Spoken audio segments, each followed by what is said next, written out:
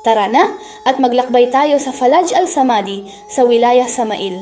Ang Falaj al-Samadi ay matatagpuan sa nayon ng Al-Alaya sa wilayah Samail at ito ay itinayo ng Imam Ahmad bin Said al-Busaydi 300 taon na ang nakalipas. Itinuturing itong isa sa mga pinakasikat at pinakamalaking falaj sa lalawigan at isa ito sa mga falaj na hindi nag-iisa kung saan ang lapad ng kanyang daluyan ay higit sa 100 sentimetro at ang lalim nito ay 20 sentimetro.